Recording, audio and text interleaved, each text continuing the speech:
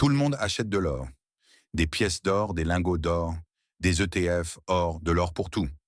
Des gars dans des podcasts vous disent de convertir votre épargne retraite en métal brillant, comme si on était en 1849 et qu'une ruée se produisait.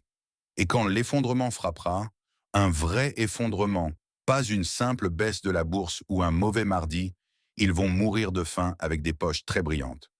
Voici ce que personne dans la communauté des passionnés de l'or ne vous dira. Parce que l'admettre détruirait leur modèle économique du jour au lendemain. Dans les 96 premiers jours de toute véritable rupture sociétale, réseau coupé, chaîne d'approvisionnement rompue, gouvernement parti à la pêche, l'or ne vaut pratiquement rien. Vous ne pouvez pas le manger. Vous ne pouvez pas le boire. Vous ne pouvez pas l'utiliser pour stopper une infection. Et bonne chance pour trouver quelqu'un qui échangera une boîte de haricots contre un caillou brillant quand son gosse n'a pas mangé depuis 3 jours. Pendant le siège de Leningrad, 900 jours, près d'1 million de civils morts de faim uniquement. Vous savez ce que les gens échangeaient? Du pain, pas des bagues en or, pas de bijoux, pas d'héritages familiaux transmis depuis des générations, des briquets, des allumettes, un pot de sel, une bouteille d'iode, des articles que vous pourriez acheter aujourd'hui pour de la petite monnaie. L'or restait dans les tiroirs à prendre la poussière alors que les gens mouraient de froid à 3 mètres de là. Parce que l'or ne brûle pas. L'or ne désinfecte pas une plaie. L'or ne purifie pas un litre d'eau de rivière pour que votre enfant ne meure pas de dysenterie. L'or est une promesse. Et dans un effondrement, les promesses sont la première monnaie à échouer. Aujourd'hui, je vais vous montrer 7 articles dont le coût combiné est inférieur à 50 dollars. Chacun d'entre eux a été testé sur le terrain lors de véritables effondrements sur 4 continents en 100 ans d'histoire. Ce ne sont pas des théories. Ce n'est pas un tableau Pinterest de fantasmes de survivalistes. Ce sont des monnaies de troc historiquement vérifiées qui ont transformé des gens ordinaires en la personne la plus précieuse de leur quartier. Et à la fin, je vous donnerai la règle de troc qui peut littéralement vous sauver la vie. Enfreignez-la et vous pourriez ne pas survivre à l'échange. Je transforme le chaos en liste de contrôle. Si vous voulez être celui vers qui les gens se tournent quand tout s'écroule, pas celui qui mendie, faites attention. Commençons par le numéro 7 et remontons jusqu'à l'article de troc le plus précieux de l'histoire des effondrements. Des sachets de graines. Ouais, ceux à 2 dollars accrochés à côté des gants de jardinage dans votre quincaillerie. Un seul sachet de graines de tomates anciennes contient environ 25 à 30 graines. Chaque graine, dans des conditions passables, peut produire un plant donnant 5 à 10 kilos de tomates par saison. C'est potentiellement 250 kilos de nourriture à partir d'un sachet à 2 dollars. Montrez-moi une action qui rapporte 250 fois votre investissement en une seule saison de culture. Pendant la Grande Dépression, les jardins de la Victoire n'étaient pas de la propagande patriotique, c'était des infrastructures de survie. En 1943, ces potagers d'arrière-cour produisaient 40% de tous les légumes consommés dans l'ensemble des États-Unis. 40% pas issus de fermes industrielles, mais de gens ordinaires qui ont compris que l'épicerie n'est pas une loi de la nature. Mais voici un exemple plus récent qui devrait frapper plus fort. Quand Cuba est entré dans la période spéciale après l'effondrement de l'Union soviétique en 1991 et que du jour au lendemain, une nation entière a perdu sa chaîne d'approvisionnement alimentaire, ses importations de carburant, son engrais, tout. L'agriculture urbaine est devenue la différence entre la vie et la famine de masse. La Havane est passée de zéro jardin urbain à la production de plus de 90% de ses produits frais à l'intérieur des limites de la ville. Les gens faisaient pousser de la nourriture sur les toits, dans les parkings, dans de vieux tas de pneus, dans des baignoires remplies de terre. Et les gens qui avaient des graines ne se contentaient pas de manger. Ils sont devenus les personnes les plus connectées, les plus protégées de leur quartier. Les voisins leur rendaient des services. Les groupes locaux offraient de la sécurité parce qu'ils ne troquaient pas un produit. Ils troquaient la capacité de produire de la nourriture indéfiniment. Ce n'est pas une marchandise. C'est une franchise. C'est un flux de revenus permanent pour un investissement de 2 dollars. Maintenant, voici le détail sur lequel tout le monde se trompe. Et se tromper transforme votre stratégie alimentaire en une déception de jardinage coûteuse. Vous avez besoin de graines anciennes, pas d'hybrides. Les hybrides, les variétés F1, ne se reproduisent pas fidèlement. Vous les plantez, elles poussent, Mais les graines de cette récolte sont une loterie génétique qui pourrait donner n'importe quoi. Les graines anciennes se reproduisent fidèlement, génération après génération. Un sachet devient une source de nourriture infinie. Stockez-les au frais, au sec, à l'obscurité. Sac Millard avec sachet de gel de silice. La plupart des graines de légumes restent viables 3 à 5 ans. Certaines tomates et poivrons peuvent tenir 7 à 10 ans avec un stockage approprié. Valeur de troc modérée, la première semaine. Personne ne pense au jardin en pillant le rayon des conserves. Mais après le 3e mois, quand les gens réalisent que les boîtes de conserve s'épuisent, mais pas les jardins, les détenteurs de graines deviennent les rois de la communauté. L'ironie? La chose la plus précieuse dans un monde post-effondrement coûte moins cher que votre café du matin. Mais bien sûr, continuez à acheter des pièces d'or. Je suis sûr que les plants de tomates accepteront la carte Visa. Les graines prennent des mois à porter leurs fruits.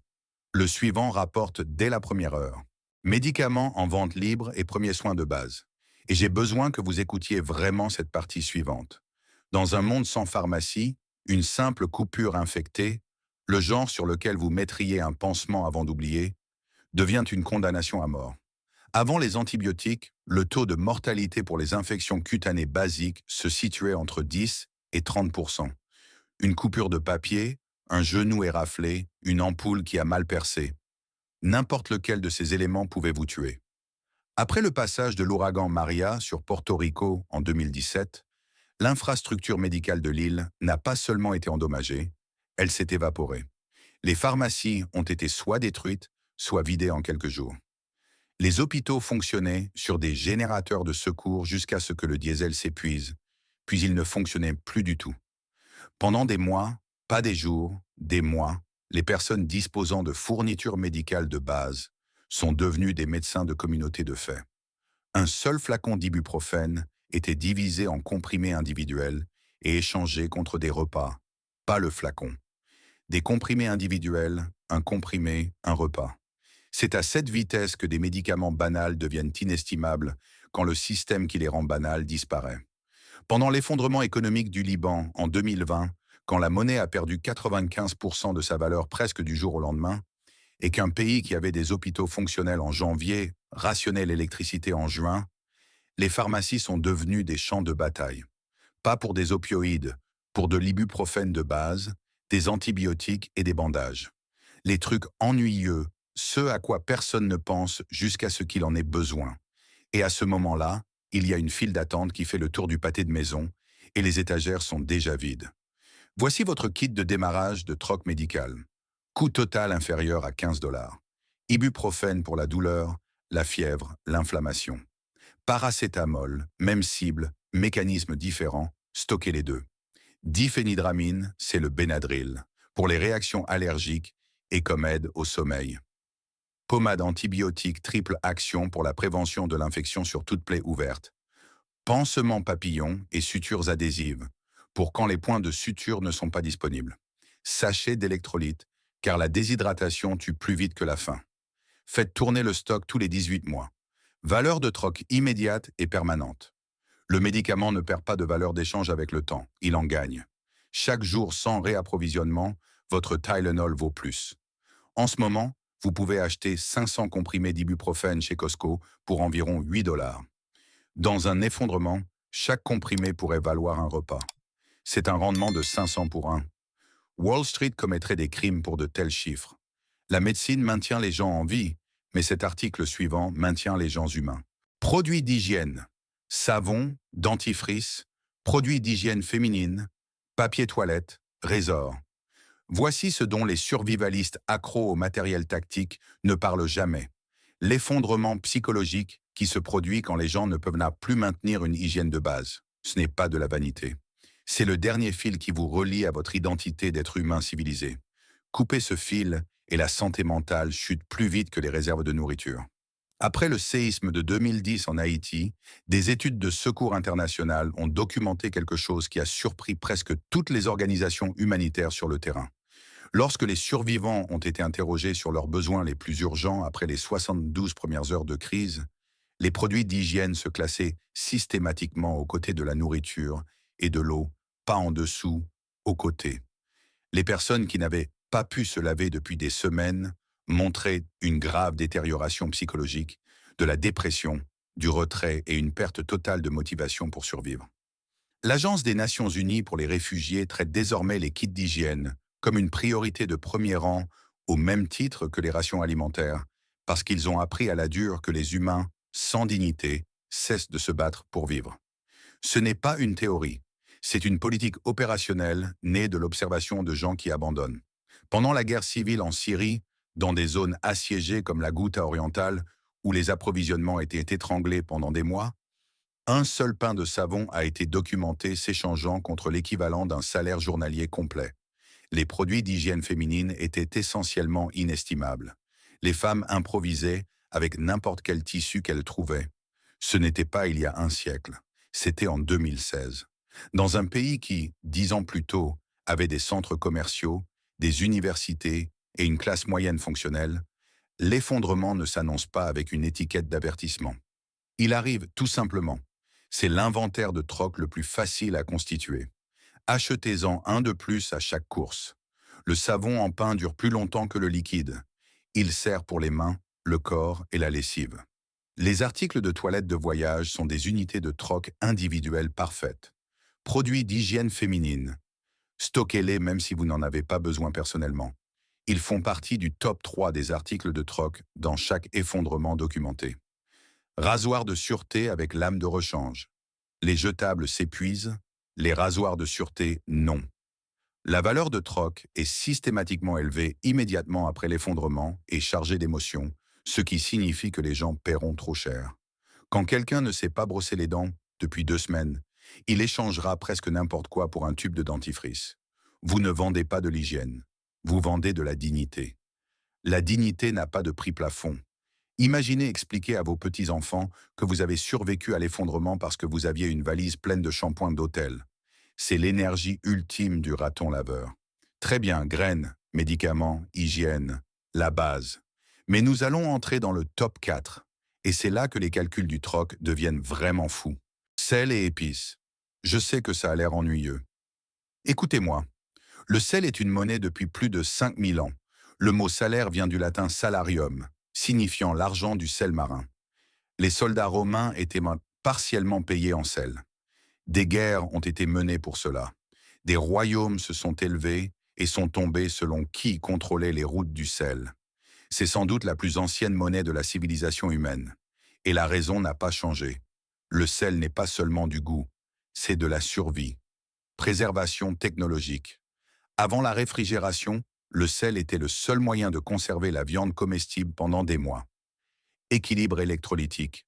Votre corps ne peut littéralement pas fonctionner sans sodium. Nettoyage des plaies. La solution saline est un outil médical de base.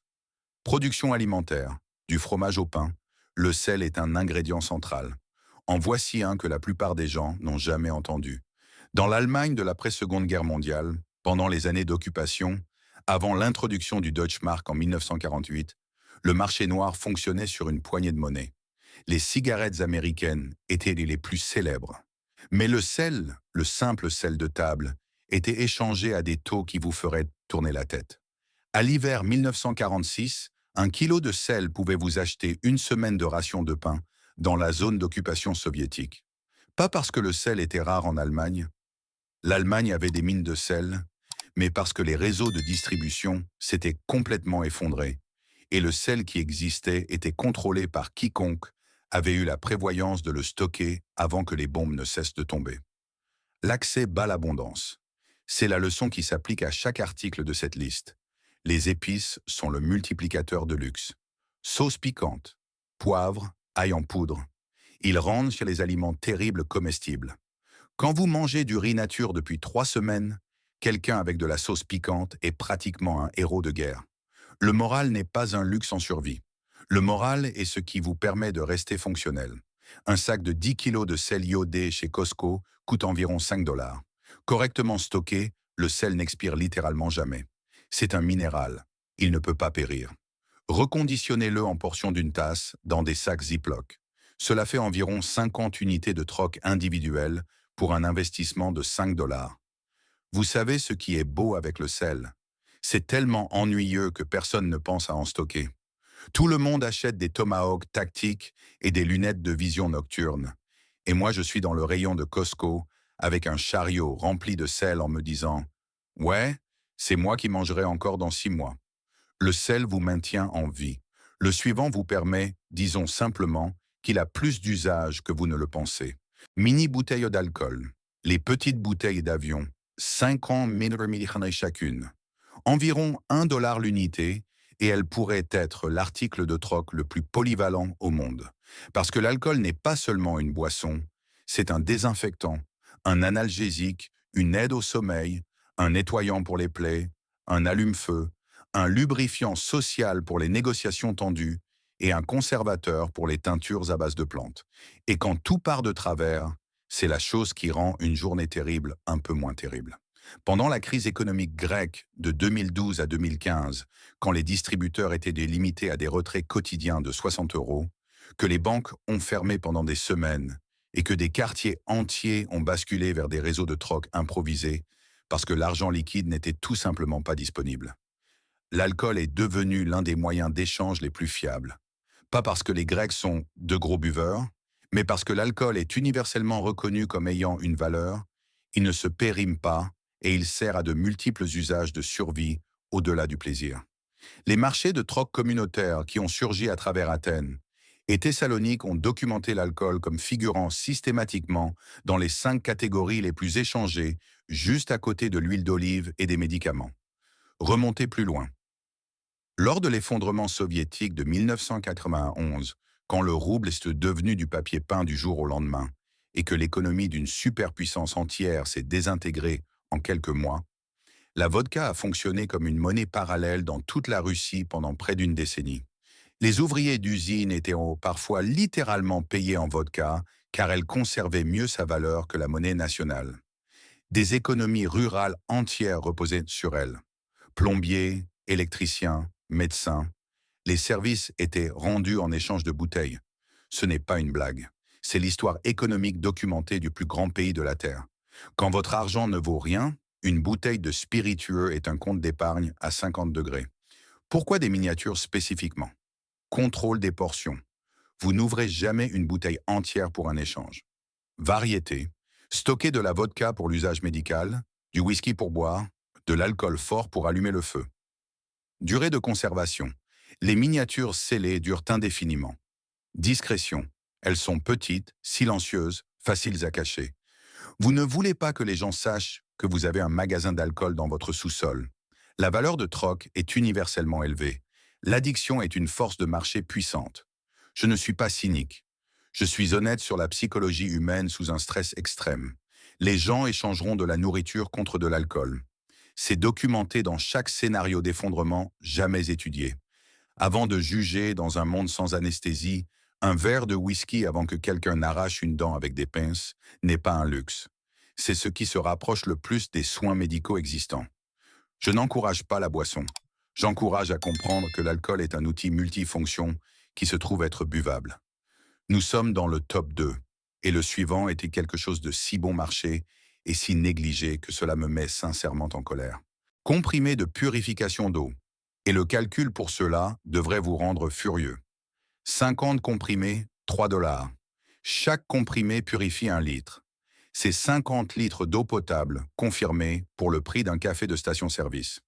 Maintenant, inversez la situation. Sans eau propre, une personne moyenne développe des symptômes de maladie d'origine hydrique dans les 48 heures. Le choléra peut tuer un adulte en bonne santé en 12 heures par déshydratation. 12 heures. Après que le cyclone Idai a frappé le Mozambique en mars 2019, les inondations ont contaminé l'approvisionnement en eau de plus d'1,5 million de personnes dans 3 pays simultanément.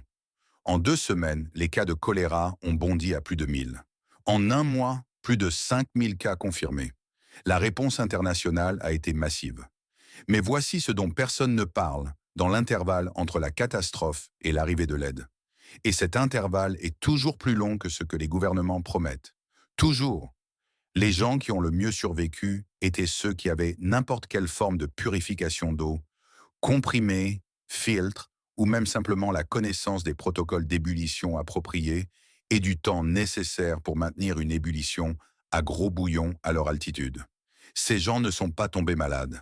Leurs enfants ne sont pas tombés malades. Et leurs voisins ont commencé à arriver pour demander de l'aide. L'eau propre est passée d'un acquis à la marchandise la plus précieuse de la région, littéralement du jour au lendemain. Même schéma après le séisme de 2015 au Népal. Même chose après le typhon Haiyan aux Philippines en 2013, quand l'onde de tempête a contaminé les sources d'eau douce sur des îles entières. Même chose après chaque effondrement d'infrastructures dans l'histoire enregistrée. Le schéma est si constant que c'est pratiquement une loi de la physique. L'eau propre devient la ressource de survie la plus critique dans les 72 heures suivant une défaillance de l'infrastructure. Pas la nourriture. Le corps humain survit des semaines sans nourriture tout en restant fonctionnel. Pas l'abri. Vous pouvez improviser un abri avec presque n'importe quoi. L'eau. 3 jours sans elle et vos organes commencent à lâcher. On n'improvise pas la pureté de l'eau. Soit vous avez les moyens de la rendre sûre, soit vous jouez avec votre vie à chaque gorgée. Stratégie d'eau à 3 niveaux. Niveau 1, comprimé de purification immédiate. Léger, bon marché, aucune compétence requise. C'est votre stock de troc et votre réserve personnelle. Achetez-en au moins 200 pour $12. Niveau 2, moyen terme, un filtre par gravité type Berkey ou Sawyer pour le volume du foyer. Niveau 3, connaissance permanente. Construisez un filtre à charbon avec des matériaux trouvés. Connaissez les protocoles d'ébullition. La connaissance est la seule réserve qui ne peut pas être pillée. Valeur de troc modérée la première semaine, après la première alerte au choléra, et elle arrive toujours, elle monte en flèche.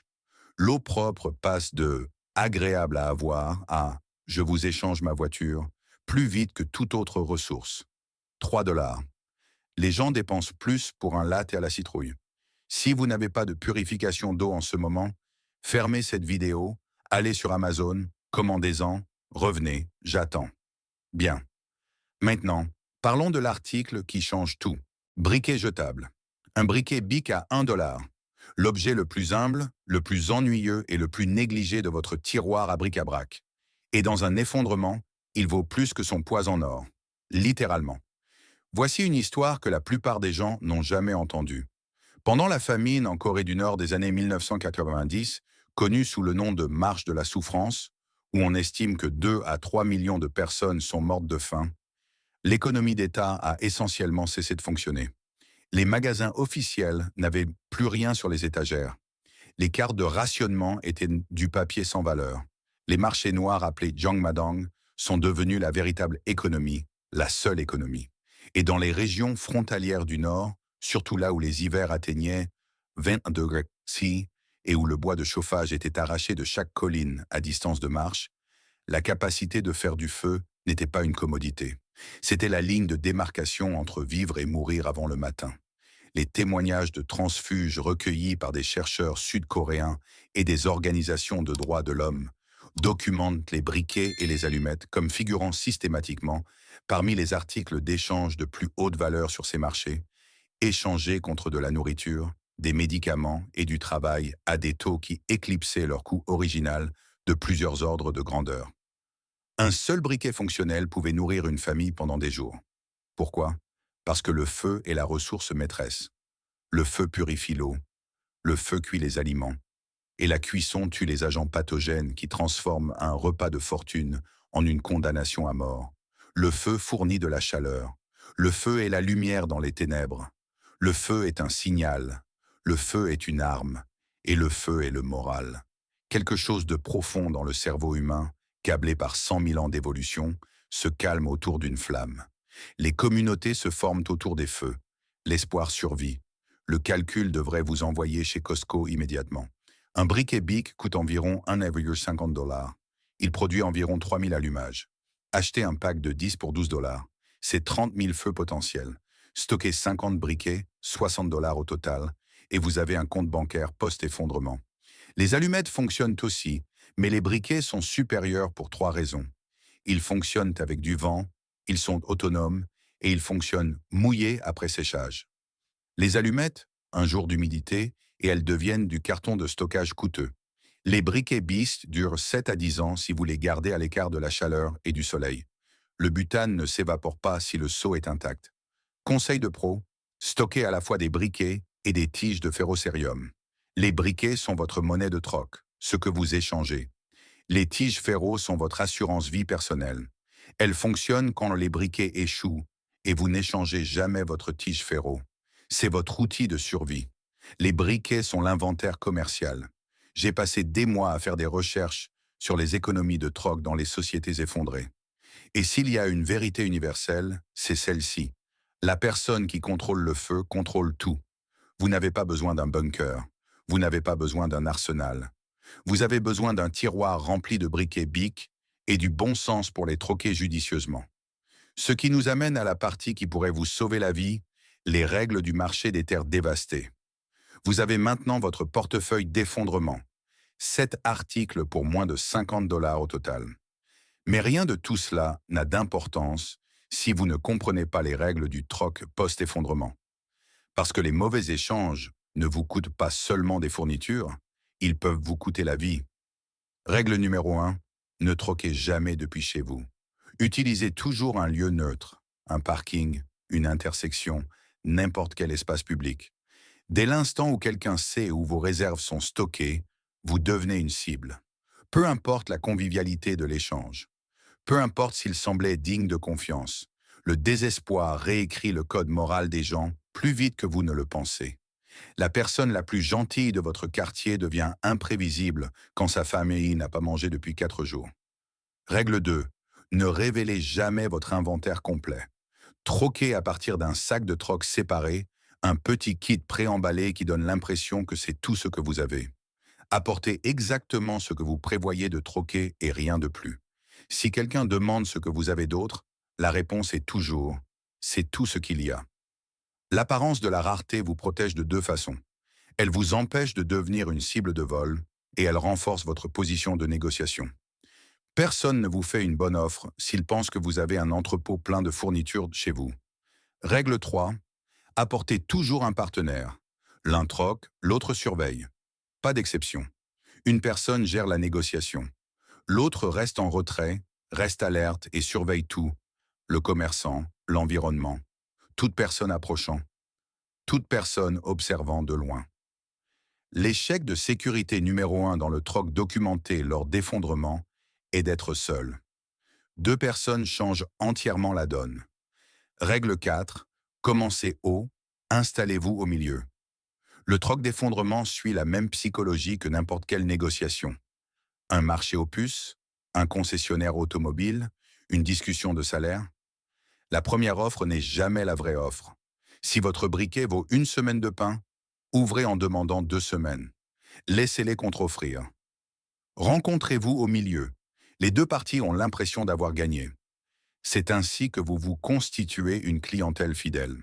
Et dans un effondrement, les clients fidèles valent plus qu'une seule bonne affaire. Règle 5. Lisez l'ambiance. Si quelqu'un semble trop agressif, trop intéressé par ce que vous avez d'autre, trop impatient de savoir où vous vivez, partez. Aucun échange ne vaut une embuscade demain. Et maintenant, l'erreur mortelle. La règle que les gens enfreignent par ego, machisme ou pure stupidité, ne troquez jamais d'armes. Je m'en fiche s'ils proposent 1 mois de nourriture pour un pistolet. L'arme que vous troquez aujourd'hui pourrait être pointée sur vous demain. Vous armez littéralement quelqu'un dont vous avez déjà confirmé que le niveau de désespoir est extrême. Ce n'est pas un échange, c'est un compte à rebours.